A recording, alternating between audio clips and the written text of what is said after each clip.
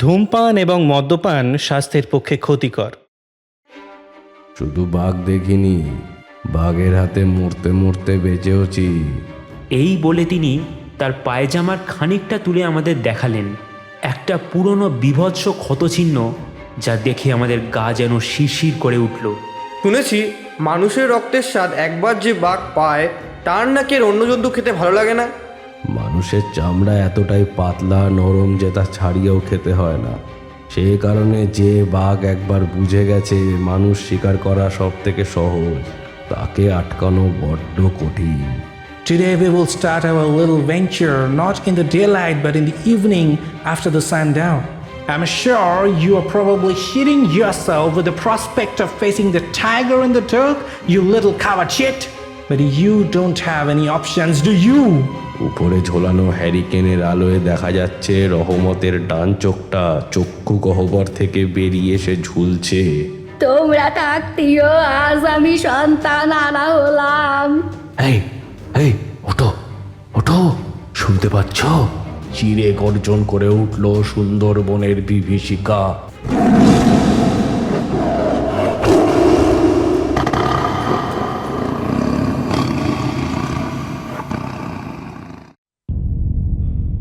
স্বাধীনতার আগে সুন্দরবন এলাকায় ব্রিটিশদের তত্ত্বাবধানে কেমন ছিল শিকারীদের জীবন? কেমন জীবনযুদ্ধের পরীক্ষার মধ্যে দিয়ে যেতে হতো ভারতীয় সরকারি বন বিভাগ কর্মচারীদের? দেজ এন্টারটেনমেন্ট ভেঞ্চার্সের নিবেদন গল্পস্বল্প অরিজিনালস। প্রধানত রহস্য, রোমাঞ্চ এবং ভৌতিক গল্পই থাকে আমাদের এই অডিও সেকশনে।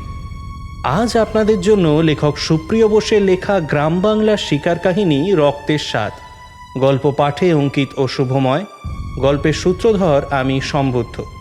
শুরু হচ্ছে লেখক সুপ্রিয় বোসের লেখা গ্রাম বাংলার শিকার কাহিনী রক্তের স্বাদ।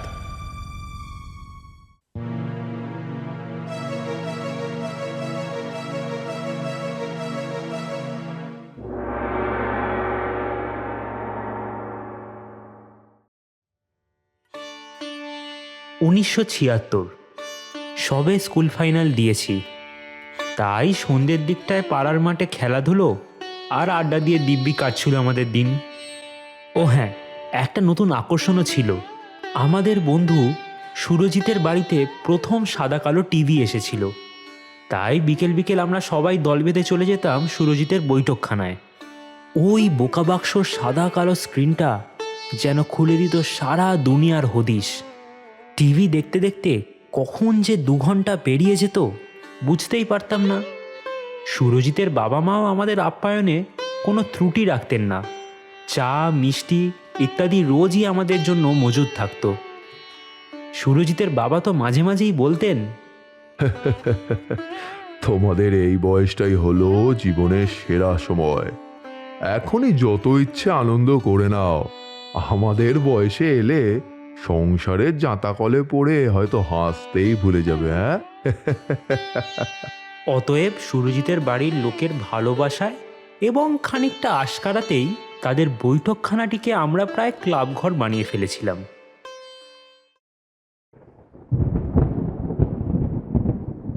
সেদিন আমি আর রমেশ ওদের বাড়ি পৌঁছানোর খানিকক্ষণের মধ্যেই বৃষ্টি শুরু হলো, সঙ্গে প্রবল বজ্রপাত।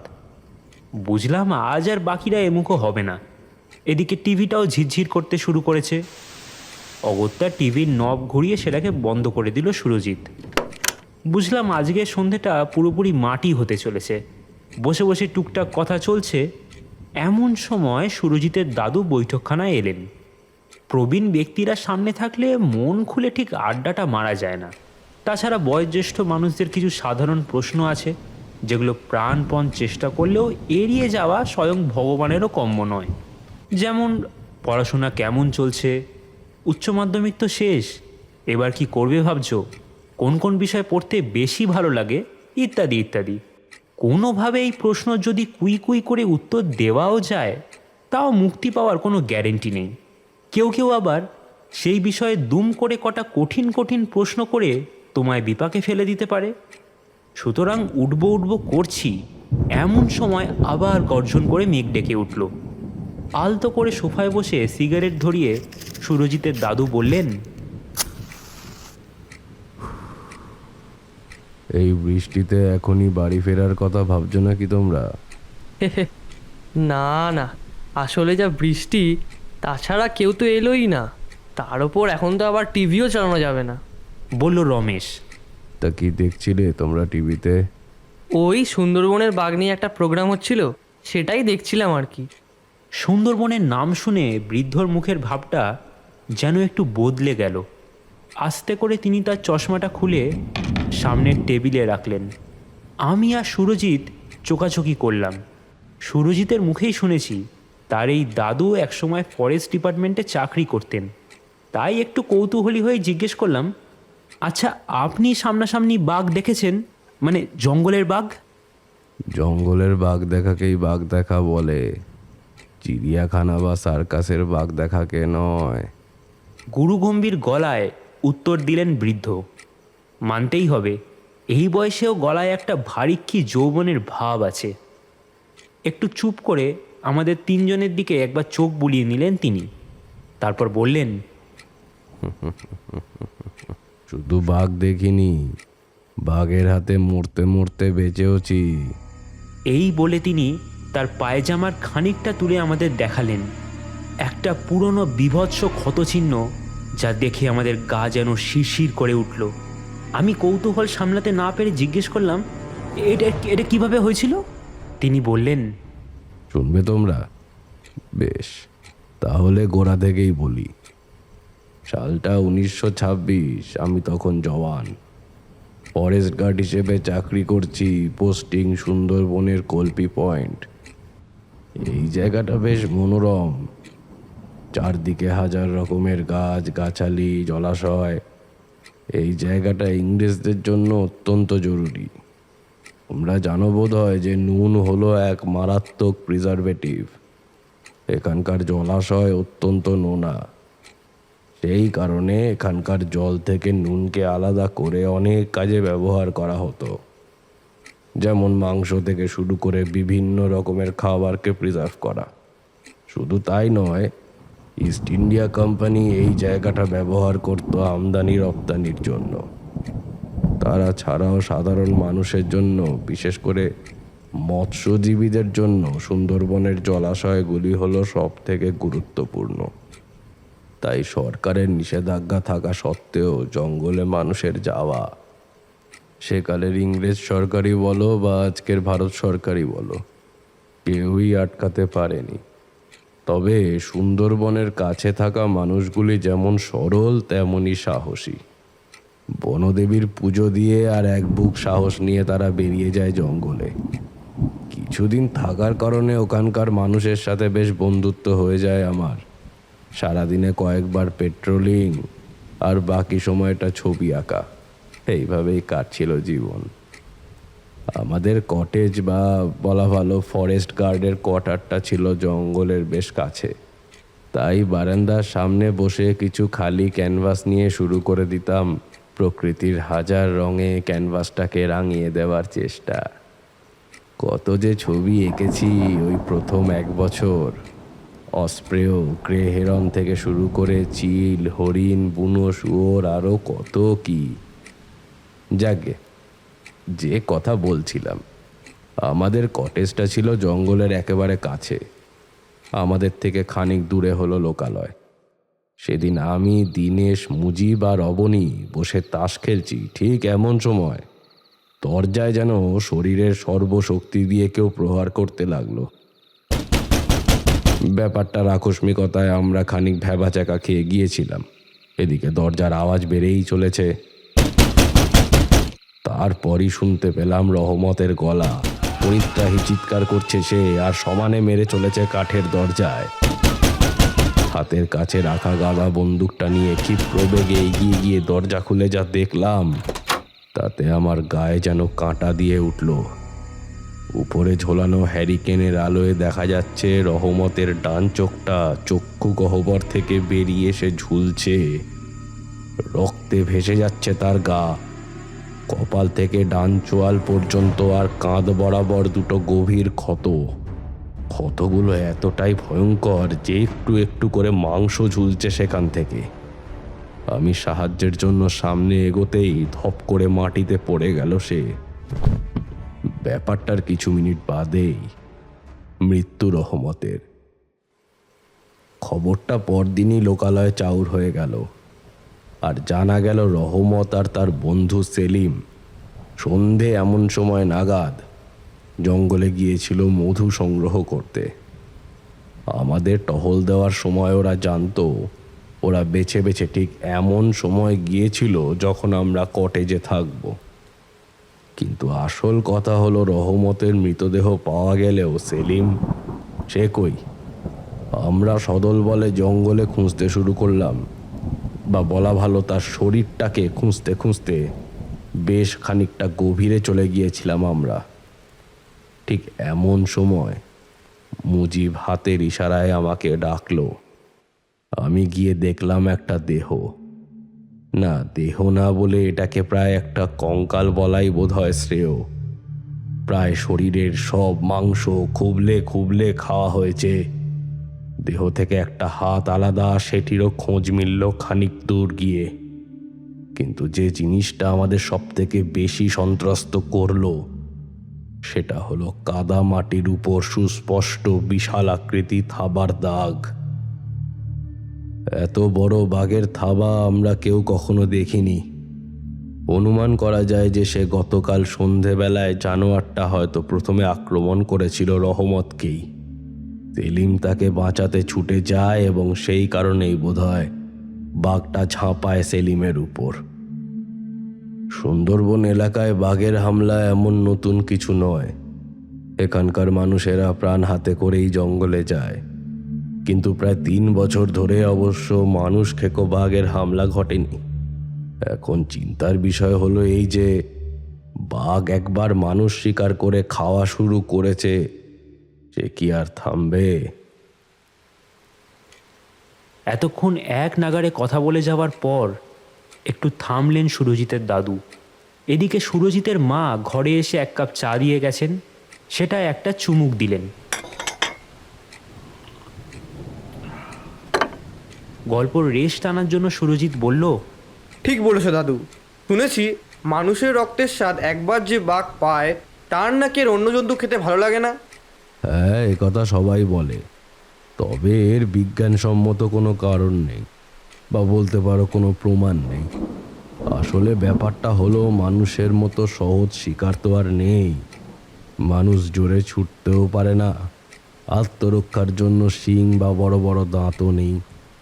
মানুষের চামড়া এতটাই পাতলা নরম যে তা ছাড়িয়েও খেতে হয় না। সে কারণে যে বাঘ একবার বুঝে গেছে মানুষ শিকার করা সব থেকে সহজ, তাকে আটকানো বড্ড কঠিন। এই বলে একটু গলা খাঁকড়ি দিয়ে বৃদ্ধ আবার শুরু করলেন। সেলিম আর রহমতের মৃত্যুর প্রায় 1 মাস পরও নতুন কোনো অঘটন আর ঘটেনি। যদিও আমরা ফরেস্ট গার্ডরাও একটু স্বস্তির নিঃশ্বাস নিলাম। লোকালয়েও জীবন স্বাভাবিক হতে শুরু করলো। কিন্তু একদিন ব্যাপারটা ঘটলো। সেদিন ছিল সোমবার। ভোর 4টে নাগাদ কিছু মানুষের কোলাহল শুনতে পেলাম। এত ভোরে এত মানুষের কোলাহল, আমাদের বুকটা ধুকপুক করতে লাগলো। কিসের একটা যেন অশনি সংকেত মিশে আছে এই আওয়াজে। তখনও সূর্যের আলো ফোটেনি। আমি আর দিনেশ বেরোলাম কটেজ থেকে। পেছন পেছন এলো অবনী আর মুজিব। আগেই বলেছি, বসতি আমাদের কোয়ার্টারের থেকে খুব বেশি দূরে নয়। গিয়ে দেখি প্রায় 1-150 মানুষ জটলা করছে, আর সেই জটলার আওয়াজ চিরে বেরিয়ে আসছে এক মায়ের বুক ফাটা কান্নার আওয়াজ। বুঝতে পারলাম এক মস্ত বড় অঘটন ঘটে গিয়েছে। মানুষগুলোকে ঠেলে ঠেলে সরিয়ে এগিয়ে গেলাম আমরা। দেখলাম কমলা প্রায় পাগলের মতো মাথা চামড়াচ্ছে আর কাঁদছে। তার সাদা শাড়ি রক্তে ভিজে গিয়েছে। ঘরের দরজার সামনেও চাপ চাপ রক্ত। কমলার বর ম্যালেরিয়ায় মারা গিয়েছে প্রায় 1 বছর হলো। পরিবার বলতে তার শুধু 4 বছরের ছোট্ট ছেলে নিতাই। বুক ফাটা আর্তনাদ আর বিলাপের মধ্যে যতটুকু কথা কমলা বলতে পেরেছে, তাতে বুঝলাম কি হয়েছে। বাকি দিনের মতো সেদিনও কমলা তার ছোট্ট ছেলেটিকে বুকের কাছে নিয়ে ঘুমোচ্ছিল। তখনও ভোর রাত। হঠাৎ একটা কিছু জিনিসের সাথে বারবার ঘষা খেয়ে ঘুম ভেঙেছিল কমলার। ঘর অন্ধকার, হ্যারিকেনটা নিভিয়েই শোয়। সে ডান দিকে হাত দিয়ে দেখে ছেলে নেই, কিন্তু হাতে ভেজা ভেজা কি যেন একটা ঠেকে। তার শরীরটাও কেমন যেন ভিজে গিয়েছে। তারপরে এই অন্ধকার ঘরে একটা প্রকাণ্ড জীবের উপস্থিতি টের পায় সে। ভালো করে ঠাউর করতে গিয়ে সে দেখে দরমা দেওয়া ঘরের সামনের দরজাটা হাট করে খোলা। ব্যাপারটা বুঝে যেই ধরফর করে উঠে বসেছে কমলা, এমন সময় এক প্রকাণ্ড অবয়ব দু লাফে ঘর থেকে বেরিয়ে যায়। সেই অবয়বটার মুখে শেষবারের মতো সে তার ছেলেকে দেখতে পেয়েছিল। কটেজে ফিরে সেদিন আর ঘুমোতে পারেনি। বারবার চোখের সামনে ভেসে উঠছিল নিজের সন্তানের রক্তে মাখামাখি কমলার কান্না ভেজা মুখ। তার বুক ফাটা আর্তনাদের সুর যেন বারবার আমায় বলছিল, তোমরা থাকতেও আজ আমি সন্তান আনা হলাম।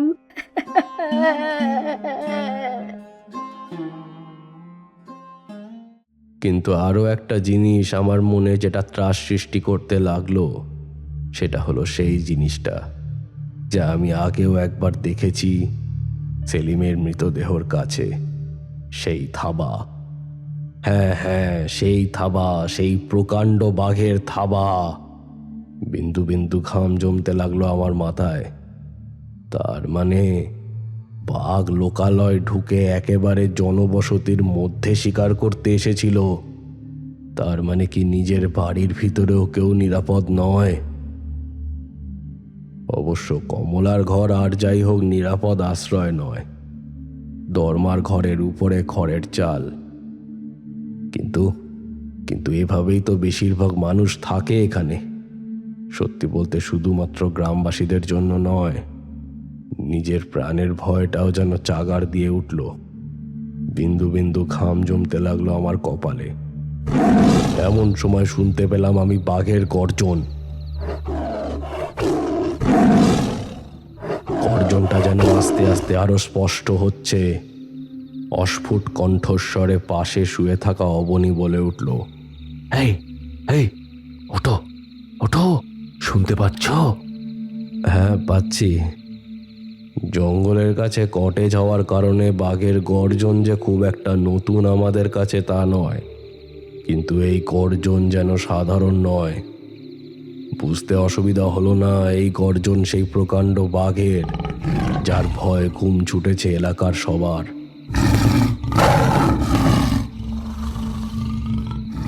কান পেতে শুনতে শুনতে সেই নিশুতি রাতের নিস্তব্ধতাকে যেন ছিঁড়ে খান খান করে দিচ্ছে ওই দৈত্যাকার বাঘের গর্জন। এ যেন শুধু গর্জন নয়, এর সাথে মিশে আছে এক অশুভ রক্ত পিপাসা, আর আছে আগামী দিনে এরকমই কিছু মায়ের কোল খালি করে দেওয়া আগাম মৃত্যু পরোয়ানা। সেই দিনের পর থেকে প্রায় 2 সপ্তাহের মধ্যে মানুষ খেকো বাঘের কবলে প্রাণ হারালো আরো 6 জন মানুষ। তাদের মধ্যে একজনকে লোকালয় ঠুকে তুলে নিয়ে যায় বাঘ। ঠিক হলো বাঘটাকে মারার ব্যবস্থা করতে হবে। আমাদের উপরের অফিসার মিস্টার স্যান্ডার্স আমাদের অকর্মণ্যতার জন্য অশ্রাব্য কিছু বিলিতি গালাগাল দিয়ে বিধান দিলেন বাঘটার একটা ব্যবস্থা করতে।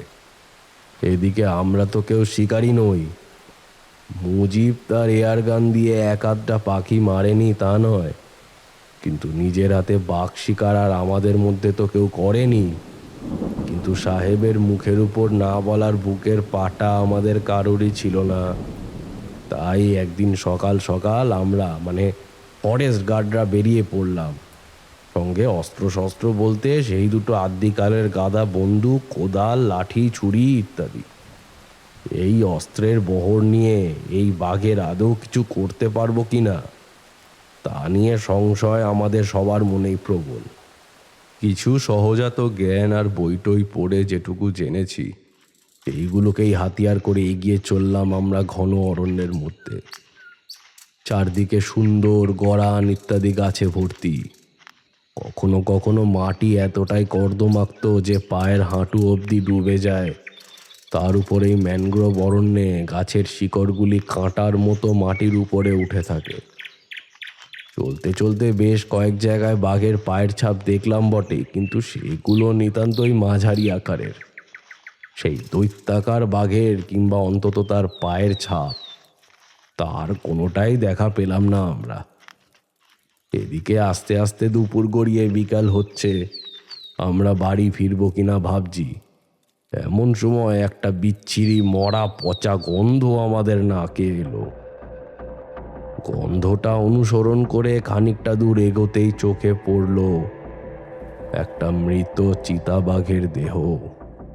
তার ঘাড় আর পিছনের পায়ের দিকের মাংস খানিকটা খুবলে যাওয়া, তাছাড়াও শরীরে অসংখ্য ক্ষতচিহ্ন, আর তার পাশেই নরম মাটিতে সেই দৈত্যাকার বাঘের বিশাল পায়ের ছাপ। সুন্দরবনে এখন প্রায় চিতাবাঘ নেই বললেই চলে, কিন্তু যে কটা আছে তাদের মধ্যে একটার মৃতদেহ আমাদের সামনে। চিতাবাঘটা পুরুষ, আকারেও নেহাত ছোট নয়, কিন্তু বাঘের সামনে কোনো চিতাবাঘেরই বেশিক্ষণ পেরে ওঠা সম্ভব নয়। তবে একটা ব্যাপার একটু অস্বাভাবিক লাগলো। বাঘ সাধারণত লেপার্ড বা এই ধরনের মাংসাশী প্রাণীদেরই হত্যা করে ঠিকই, কিন্তু তাদের মাংস খেতে বড় একটা দেখা যায় না। এই বাঘটার আচরণে এক অস্বাভাবিক হিংস্রতা ফুটে উঠেছে। যাই হোক, এবার বাড়ি ফিরতে হবে। সন্ধেবেলায় জঙ্গলে আমার সাথে থাকা বাকি সঙ্গীরা আর এক মুহূর্ত জঙ্গলে থাকতে চাইছে না। অতএব প্রায় 1 ঘন্টা হাঁটার পর আমরা ঠাকুরান নদীর ধারে এলাম। এবার তারপর একটা নৌকাতে আমরা সবাই উঠে পড়লাম। আস্তে আস্তে সূর্যাস্তের সময় হচ্ছে। সোনালি আলোয় চারদিকটা হঠাৎ অস্বাভাবিক সুন্দর দেখাচ্ছে। ডান দিকে নদীর পাড় ঘেঁষে দেখতে থাকলাম বেশ কিছু চিতল হরিণ তার দল ভেদে নদীর ধারে ঘুরে বেড়াচ্ছে। হঠাৎ দেখলাম তাদের হাবভাবের মধ্যে যেন কেমন একটা চাঞ্চল্য সৃষ্টি হয়েছে। কি যেন টের পেয়েছে ওরা। ঠিক এমন সময় গাছের ডালে একটা বাঁদর তারস্বরে ডেকে উঠল, আর অমনি হরিণের পাল সব একসঙ্গে ছুট লাগালো। ঠিক তখনই বাঁদিকে পাড়ের কাছে জঙ্গলে একটা ঝুপ করে আওয়াজ হলো। এতক্ষণ আমরা সবাই হরিণগুলোকেই দেখছিলাম। আওয়াজ শুনে বাম দিকে ঘাড় ঘোরালাম। না, কোনো কিছু তো নেই, শুধু নদীর পাড় বরাবর একটা হালকা তরঙ্গ দেখা দিয়েছে। কুমির নাকি? প্রশ্ন করলাম আমি। তার টানতে টানতে মাঝি উত্তর দিল, হ্যাঁ হইতে পারে। অবনী একটু নৌকার কিনারার দিকে সরে এসে ভালো করে বোঝার চেষ্টা করলো। না, জল আবার শান্ত, হালকা তরঙ্গটা মিলিয়ে গেছে। নিশ্চিন্ত হলো সবাই। আমিও আবার ঘাড় ঘুরিয়ে প্রাকৃতিক শোভা উপভোগ করতে লাগলাম। সত্যি, প্রকৃতির কত রং, কত রূপ। এর সৌন্দর্যের সামনে মহান থেকে মহান্তর শিল্পীও হার মানে। এইসব ভাবছি এমন সময় এক কান ফাটানো গর্জন হঠাৎ যেন দুলে উঠল নৌকাটা। চকিতে ঘাড় ঘুরিয়ে দেখলাম সেই প্রকাণ্ড জীব আমাদের নৌকার উপর, আর তার মুখে খেলনা পুতুলের মতো ঝুলছে অবনীর দেহটা। মাত্র এক পলক, তারপরই অবনীর শরীরটা নিয়ে ঝাঁপ মারল সেই বিশাল দৈত্যাকার বাঘ।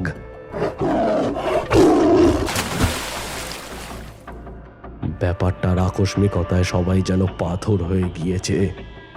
এদিকে বাঘটা আমার বন্ধুকে নিয়ে সাঁতার কেটে প্রায় নদীর কিনারায় পৌঁছে গিয়েছে। নদীর জল রক্তে লাল। সম্বিত ফিরতেই আমি কাদা বন্দুকটা হাতে নিয়ে বাঘটার দিকে নিশানা করে ফায়ার করলাম। আমার দেখা দেখি মুজিব আর আমাদের দুজন সঙ্গী হাতে বন্দুক তুলে গুলি চালাতে লাগলো, কিন্তু বৃথা চেষ্টা।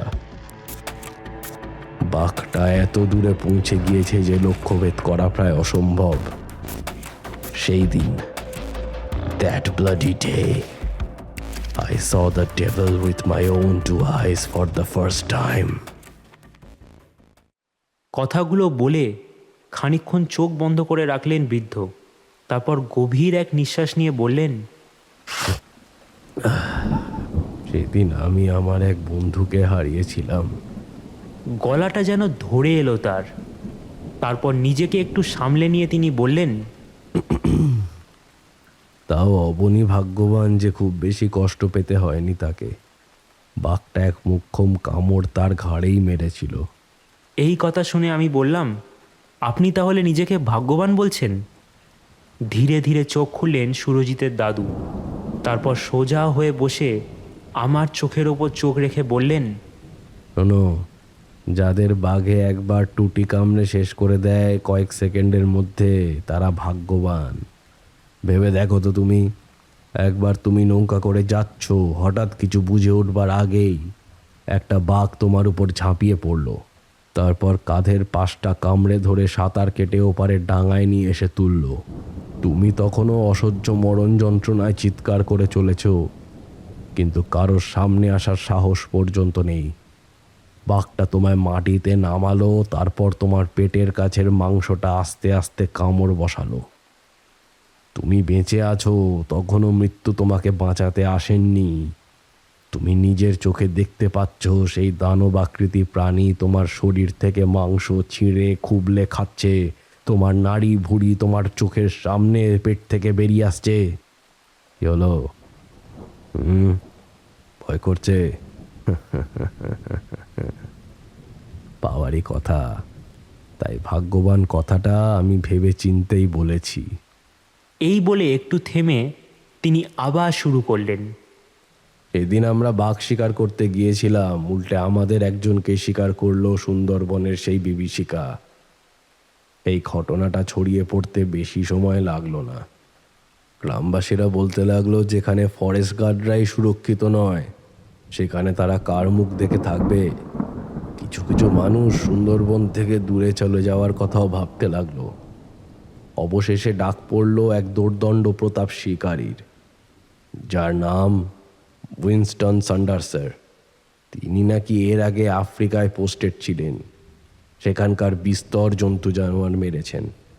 তা এই খবর শুনে খানিকটা মনে জোর পেলাম আমরা। কয়েকদিন পর খাকি শার্ট আর হাফ প্যান্ট পরা মাঝারি উচ্চতার উইনস্টন সান্ডারসারকে চাক্ষুষ করতে পেলাম আমরা।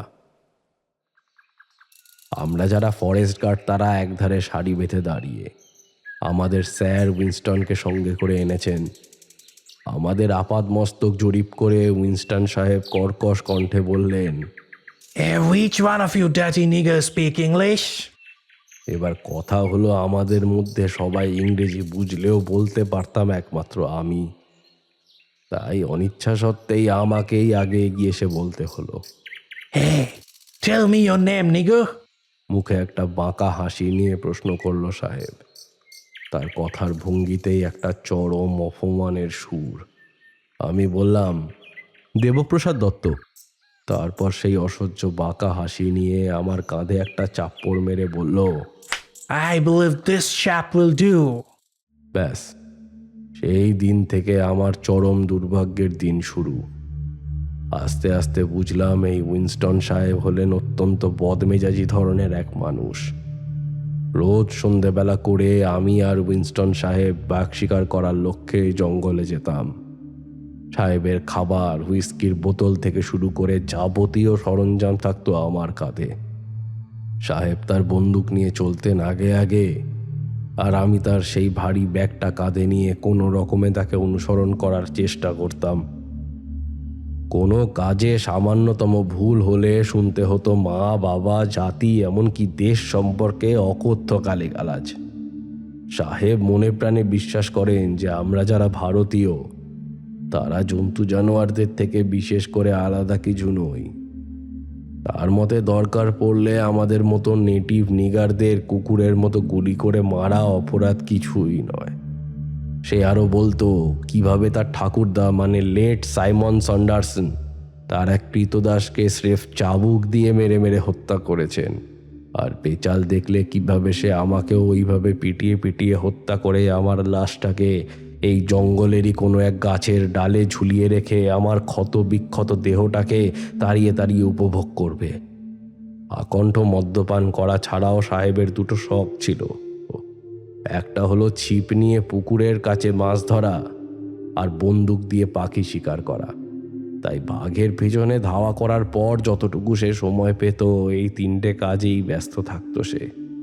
আর প্রত্যেকবার কোনো না কোনো ফিকিরে আমাকে ঠিক সঙ্গে নিয়ে বেরিয়ে যেত সব জায়গায়। আমি বুঝতে পারতাম সাহেব আমাকে এক ধরনের বিনা পয়সার ভৃত্য হিসেবেই ব্যবহার করছে।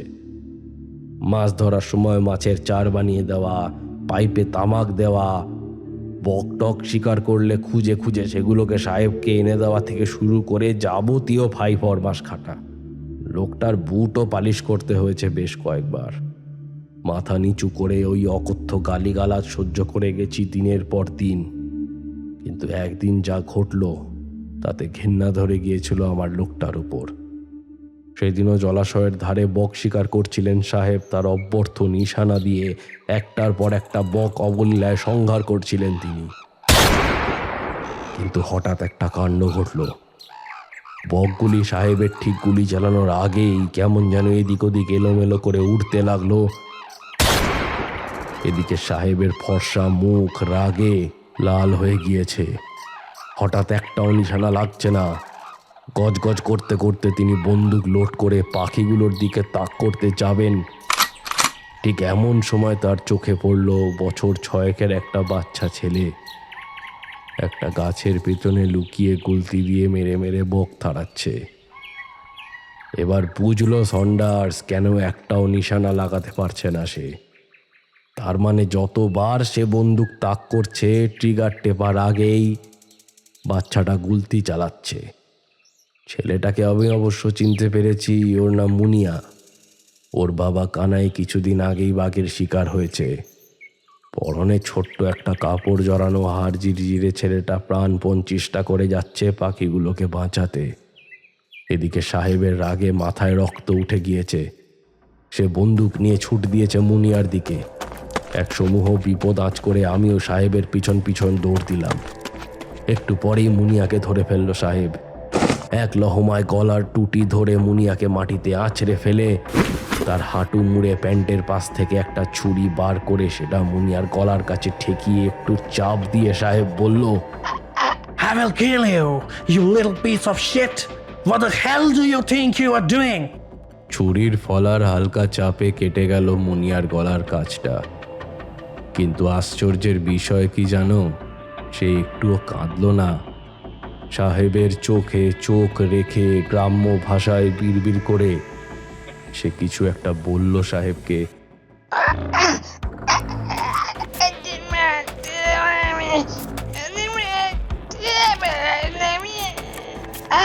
যার মর্ম সাহেব উদ্ধার করতে পারল না। তাই হয়তো সপ্তমে চড়ল সাহেবের রাগ। সে হুঙ্কার দিয়ে বলে উঠল, English, you little woman! English! Speak English right now! Or I will teach you the language with this fucking knife! আমি বুঝলাম অবস্থা গুরুতর।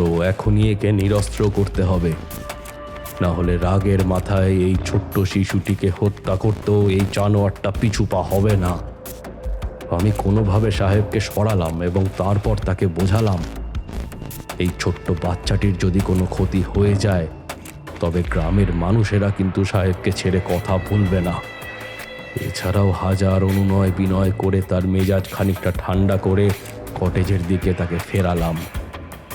তবে ফিরতে ফিরতে আমার মনে একটাই কথা বারবার পিঁধতে লাগলো, মুনিয়ার সেই কথাটা যা সে সাহেবের চোখে চোখ রেখে বলেছিল, যার মানে সাহেব না বুঝলেও আমি বুঝেছি। সে বলেছিল একটাই কথা, ওদের মারতে দেব না আমি। ছোট্ট কটা বাক্য, কিন্তু কি অপরিসীম তেজ তার মধ্যে, কি অদম্য সাহস এই বাচ্চাটার। যেখানে আমি একটা শক্ত সামর্থ্য জোয়ান মানুষ হয়ে দিনের পর দিন এই মানুষরূপী পিশাচটার গোলামি করে যাচ্ছি, সেখানে ওইটুকু একটা শীর্ণকায় বাচ্চা কি করে একজন পূর্ণবয়স্ক ইংরেজের সামনে রুখে দাঁড়াতে পারে, একটা চরম বিতৃষ্ণা জন্মাতে লাগলো নিজের উপরে। পরদিন জিনিসপত্র নিয়ে সাহেবের সাথে বেরোতে যাব, এমন সময় সাহেব নিজেই আমাকে ডেকে বললেন, Hey, today we will start our little venture not in the daylight but in the evening after the sundown. I'm sure you are probably shitting yourself with the prospect of facing the tiger and the dog, you little coward shit. But you don't have any options, do you? কথাটা ঠিক ভয়ের কারণ ছিল বই কি।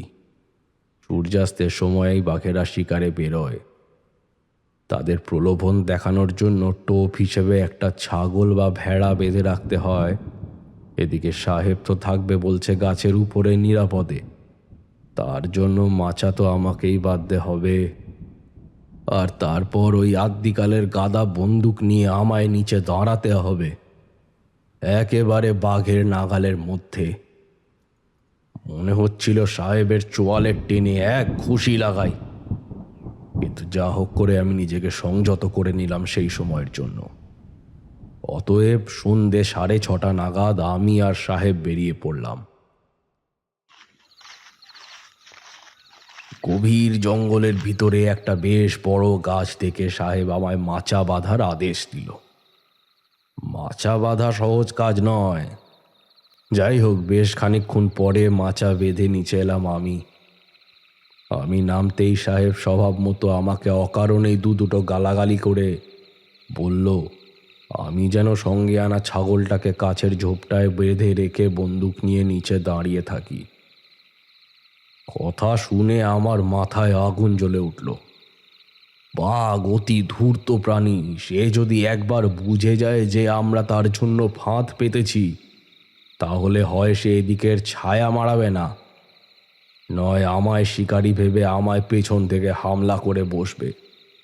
আমি রেগে মেগে বলে উঠলাম, না। কথা শুনে সাহেবের ফর্সা মুখ যেন লাল হয়ে উঠল। সে আমার জামা খামচে ধরে বলল, Hey, what did you say? What did you say? Is that a no? আমি ধীর কণ্ঠে জবাব দিলাম, না, আমি নিচে দাঁড়াবো না। কোথা থেকে জানি না যেন এক অসীম সাহস জন্মেছে আমার মধ্যে। হয়তো সকালে মুনিয়াকে দেখেই। আমার এ কথা শুনে মেজাজ সপ্তমে চড়ে উঠল সাহেবের। সে বন্দুকের নলটা আমার কপালে ঠেকিয়ে ঠান্ডা গলায় বলল, Do as I say, you little shit, or I swear I will skin you alive. কিন্তু না, সাহেবের হুঙ্কারের কোনো প্রভাবই আমার উপর পড়ল না। আমার মনে তখন যেন কোনো এক অদম্য সাহস জেগে উঠেছে। আমি সাহেবের সামনে আরো 2 পা এগিয়ে গিয়ে বললাম, না, আমি নিচে দাঁড়াবো না। হয় আমি তোমার সঙ্গে মাচায় উঠব, না হয় আমি ফিরে যাব। সাহেব আমার কথা শুনে একটু ভ্যাবাচ্যাকা খেয়ে গেল। তারপর হঠাৎ সে একটু হাসলো এবং বলল, No problem, brother.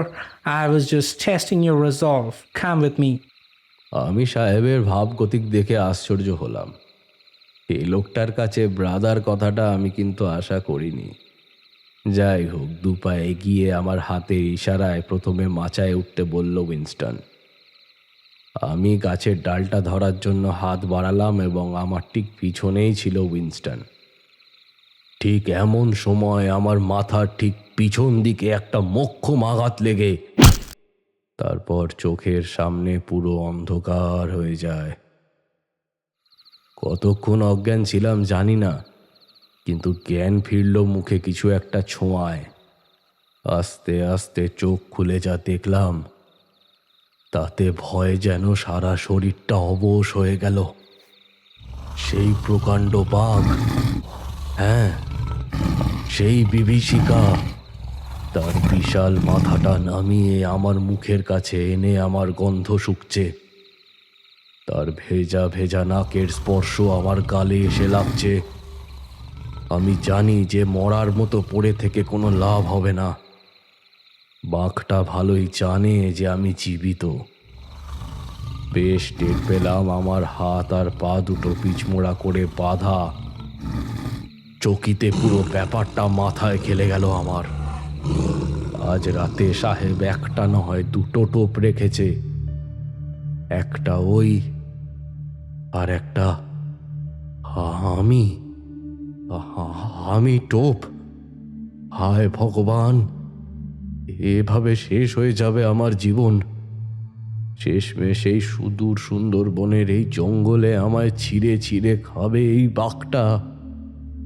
মা বাবার মুখটা বারবার চোখের সামনে ভেসে উঠতে লাগলো আমার।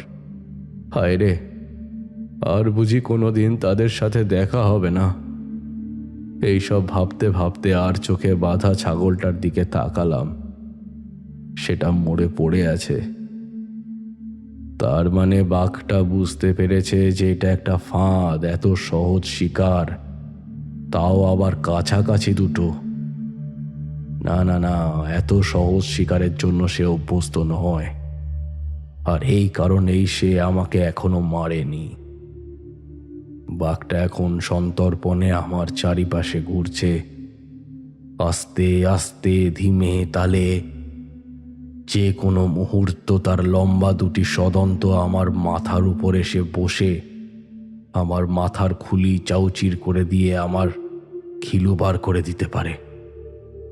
আমি ভয়ে যেন নিঃশ্বাস নিতে ভুলে গেছি। বেশ খানিকক্ষণ এইভাবে পাক খাওয়ার পরে সে আবার মৃত ছাগলটার দিকে এগিয়ে গেল। ঠিক তখনই আমার মনে পড়ল উইনস্টন কোথায়। আমাকে এভাবে মৃত্যুর দিকে ঠেলে দিয়ে আমি ঘাড় উঁচিয়ে মাচার দিকে দেখলাম। চারিদিকে অন্ধকার, হালকা চাঁদের আলোয় তার একটা ঝুলন্ত পা দেখা দিচ্ছে। বুঝলাম শয়তানটা বাঘের অপেক্ষা করতে করতে ঘুমিয়ে পড়েছে। চারিদিকে অন্ধকার হলেও এতক্ষণে আমার অন্ধকারে চোখ সয়ে গিয়েছে। আমি দেখতে পাচ্ছি আমার থেকে মাত্র 4 হাত দূরে পড়ে আছে আমার গাদা বন্দুকটা। আমি আবার ঘাড় ঘোরালাম। দেখলাম ভাগটা ছাগলটাকে চাটছে। তার চোখ দুটো অন্ধকারে জ্বলছে আর মাঝে মাঝে সে আমার দিকে দৃষ্টি রাখছে। আমি তাও চেষ্টা করতে লাগলাম আমার হাতের বাঁধন কোনোভাবে আলগা করার। এইদিকে আমার নড়াচড়ার জন্যই হোক বা অন্য কোনো কারণেই হোক, একটা চাপা গর্জন করলো বাঘটা। আর ঠিক তখনই মাচার ওপর থেকে নড়াচড়ার শব্দ পেলাম। সাহেব জেগে উঠেছে। আর তার খানিকক্ষণের মধ্যেই গর্জে উঠল সাহেবের বন্দুক। কিন্তু না, সাহেবের গুলি লক্ষ্যভ্রষ্ট হয়েছে। বাঘ আগে থেকেই বিপদ আজ করেছে এবং ক্ষিপ্র বেগে লাফিয়ে ঝোপের আড়ালে চলে গিয়েছে। আর অমনি এক লাফে মাচা থেকে মাটিতে নেমেছে সাহেব, এবং নেমেই কাছের অন্ধকার ঝোপটা লক্ষ্য করে আরো দুটো গুলি চালিয়েছে সে।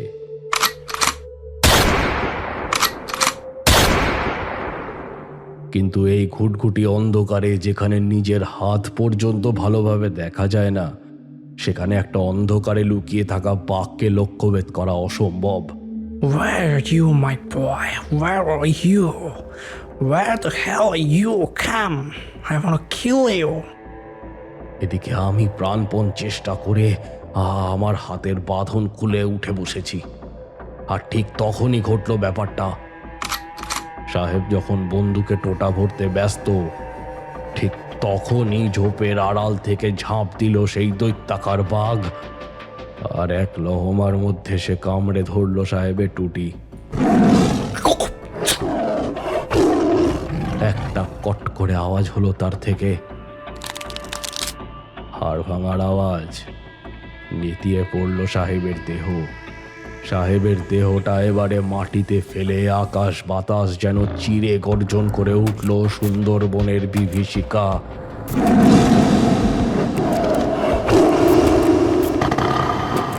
কিছুক্ষণের জন্য যেন পাথর হয়ে গিয়েছিলাম আমি। সেই গর্জনের আওয়াজ যেন আমার শরীরের মধ্যে ঢুকে আমার অস্থি মজ্জা কাঁপিয়ে দিচ্ছে। কিন্তু না, ভয় পাওয়ার সময় তো এটা নয়। এইবার নয় এসপার নয় ওসপার। বুকে ভর দিয়ে ক্ষিপ্র বেগে আমি এগিয়ে গেলাম গাদা বন্দুকের দিকে। অন্ধকারে হাতড়ে হাতড়ে খুঁজে পেলাম সেটাকে। তারপর যেই বন্দুকটা নিয়ে বাঘের দিকে ফিরলাম, দেখি বাঘটা ততক্ষণে সাহেবের মৃতদেহ ছেড়ে আমার কাছে এসে দাঁড়িয়ে আছে। আর ঠিক তখনই এক অস্বাভাবিক যন্ত্রণা অনুভব করলাম আমার পায়ে। বাঘটা দাঁত বসিয়ে দিয়েছে আমার পায়ে আর টান মারছে তার আসরিক শক্তি দিয়ে। যন্ত্রণায় যেন আমার শরীর অবশ হয়ে গেল, কিন্তু হাতের বন্দুকটা প্রাণপণ ধরে রেখেছি আমি। বাঘটা আমাকে টেনেই চলেছে এই সুন্দরী গাছের পেরেকের মতো উঠে থাকা শিকড়ে ঘষে আমার পিঠ ক্ষত বিক্ষত হচ্ছে। ঠিক এমন সময় সম্বিত ফিরল। আমি হাত দুটোকে কাছে এনে বন্দুকের নলটা তাক করলাম বাঘের মাথা লক্ষ্য করে, তারপর ট্রিগার টিপে দিলাম।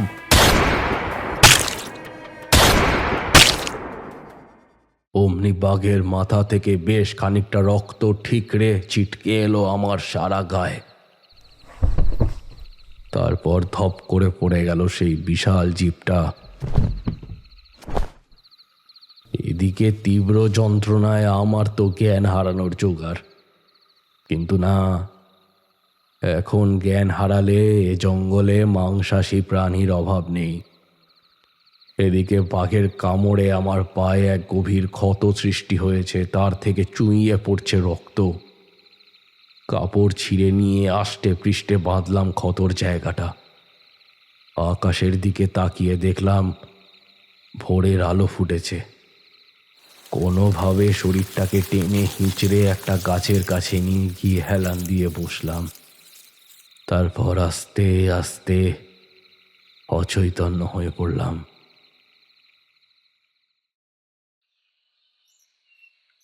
যখন জ্ঞান ফিরল, আমি দেখলাম আমি সেই কটেজের বিছানায় শুয়ে আছি। আমার চারিপাশে গিজগিজ করছে লোক। আমি চোখ খুলতে তার মধ্যে একটা চাপা হুল্লোড় দেখা দিল। তাদের কাছে জানতে পারলাম কাক ভরে কিছু গ্রামবাসী মধু সংগ্রহ করতে গিয়ে দেখে মরে পড়ে আছে সেই বিশাল বাঘ, আর তার খানিক দূরে আমার অবচেতন দেহ। একটু দূরেই তারা পেয়েছিল উইনস্টনের লাশ। তারপর তারা গ্রামবাসীদের খবর পাঠায়। তারা সব দল বেঁধে এসে আমাদের নিয়ে যায় গ্রামে। বাঘের মৃতদেহ নিয়ে তো গ্রামবাসীদের মধ্যে আনন্দের শেষ নেই। একটু পর কয়েকজন গ্রামবাসীর কাঁধে ভর দিয়ে আমি যখন বের হলাম, দেখলাম আমাদের কটেজের সামনেই শোয়ানো রয়েছে বাঘটার শরীর। দিনের আলোয় জরিপ করে দেখলাম আমি দেহটা। লম্বায় বাঘটা প্রায় 11.5 ফুট। এত বড় বাঘ আমি কেন, সুন্দরবনের কেউই কখনো দেখেনি। আর তার পাশেই শোয়ানো উইনস্টনের লাশ। ঘাড় ভাঙা অবস্থা, এক বিশ্রী পরিণতি হয়েছে তার। এদিকে উল্লাস এখনো চলছে গ্রামবাসীদের মধ্যে, কিন্তু আমার উইনস্টনের দেহটা দেখে একটা কথা বারবার মনে হতে লাগলো। তাহলে ইংরেজরা আর তাদের ওই বিপুল সাম্রাজ্য অজেয় নয়। সভ্যতার মুখোশ পরা এই রক্তচোষা শয়তানদের শায়েস্তা করার জন্য শুধু একজনকে প্রয়োজন, যে কিনা এক গালে চড় খেয়ে অন্য গাল বাড়িয়ে দেবে না, বরং বাঘের মতো লড়াই করে এদের টুঁটিগুলোকে ছিঁড়ে ফেলবে। এই ঘটনার 1 বছর পর, অর্থাৎ 1927 সালে আমার বদলি হয়। সুন্দরবন ছেড়ে আসতে হয় আমাকে। কিন্তু সুন্দরবনের ওই কয়েকটা বছর আমার স্মরণীয় হয়ে থেকে যাবে সারা জীবন। এই বলে জল ভরা চোখটা রুমাল দিয়ে মুছলেন সুরজিতের দাদু। বাইরে বৃষ্টি এতক্ষণে থেমে গিয়েছে। শুনছিলেন লেখক সুপ্রিয় বোসের লেখা গ্রাম বাংলার শিকার কাহিনী রক্তের স্বাদ। সুরজিতের দাদুর ভূমিকায় শুভময়, রমেশের ভূমিকায় সৃঞ্জয়, সুরজিতের ভূমিকায় সৃজিত, অবনী, মাঝি ও সুরজিতের বাবার ভূমিকায় সম্রাট, সন্তানহারা মায়ের ভূমিকায় পিয়ালি, উইনস্টন স্যান্ডার্সের ভূমিকায় আমি সম্বুদ্ধ, গল্প পাঠে অঙ্কিত ও Shubhomoy, sound editing, designing, foley, background music, পরিকল্পনা ও পরিচালনায় Ankit. Mix and mastering and motion graphics Debdatta. Poster ও পাবলিসিটি দীপ জিএফএক্স।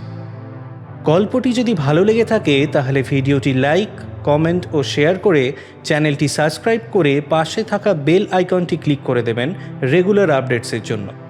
আরও আপডেটস পেতে আমাদের সাথে যোগাযোগ করতে চাইলে ডেসক্রিপশন বক্সে দেয়া আমাদের ফেসবুক পেজ ও ইনস্টাগ্রাম পেজে ইনবক্স করতে পারেন। গল্প স্বল্পর পরবর্তী গল্প আসবে খুব শীঘ্রই শুধুমাত্র 23 এন্টারটেনমেন্ট ভেঞ্চার্সের ইউটিউব চ্যানেলে।